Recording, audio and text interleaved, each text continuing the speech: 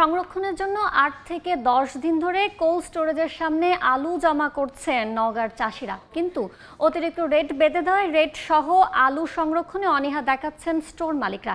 এতে চাষিরা বিপাকে পড়েছেন। এই মুহূর্তে নওহাটা মোড়ে আছেন সহকর্মী এমআর রকি, সরাসরি যাচ্ছে তার কাছে। উৎপাদিত আলু এই মুহূর্তে হিমাগারে নিয়ে আসছেন চাষিরা, এবং এই মুহূর্তে আমরা যে চিত্রটি দেখছিলাম যে সপ্তাহ থেকে ৮ থেকে ১০ দিন পর্যন্ত কিন্তু হিমাগারের সামনে অপেক্ষা করছেন চাষিরা। কারণ একদিকে উৎপাদিত হয়েছে বাড়তি আলু, অন্যদিকে ধারণ ক্ষমতা কম বলছেন এখানকার হিমাগার যারা সংরক্ষণের জন্য রাখেন।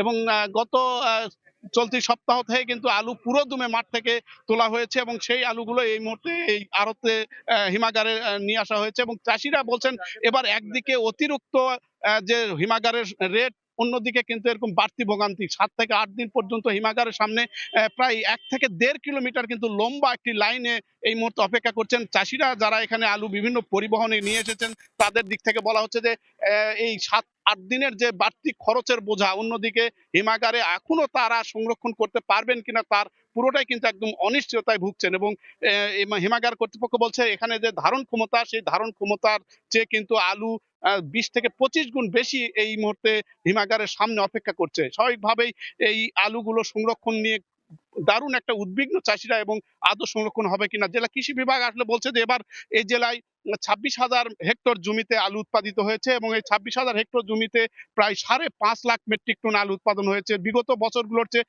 প্রায় দ্বিগুণ আলু এবার চাষাবাদ করা হয়েছে, এবং এই বাড়তি আলু নিয়েই কিন্তু এখন কৃষকের একটা বাড়তি বোঝা, বাড়তি টেনশন। একদিকে বাজারে দর কম, অন্যদিকে এরকম সংরক্ষণ করতে পারছেন না। এর ফলে চাষিদের দিক থেকে দারুণ একটা চিন্তার ভাঁজ। এবং হিমাগার কর্তৃপক্ষের দিক থেকে বলা হয়েছে নওগাঁ জেলায় ৮টি সংরক্ষণের ব্যবস্থা রয়েছে হিমাগার, অন্যদিকে এই ৮টি সংরক্ষণে ৩৫,০০০ মেট্রিক টন মাত্র এখানে কিন্তু সংরক্ষণ করতে পারেন। বাকি প্রায় এরকম ৪.৫ লাখ মেট্রিক টন উদ্বৃত্ত আলু নিয়ে এই মুহূর্তে চাষি এবং হিমাগার কর্তৃপক্ষরা কিন্তু দারুণ চিন্তা বা একটা উদ্বিগ্নের কথা তারা জানিয়েছে। তো এই ছিল নওগাঁর সার্বিক আলু সংরক্ষণ ব্যবস্থার খবর আমার কাছে।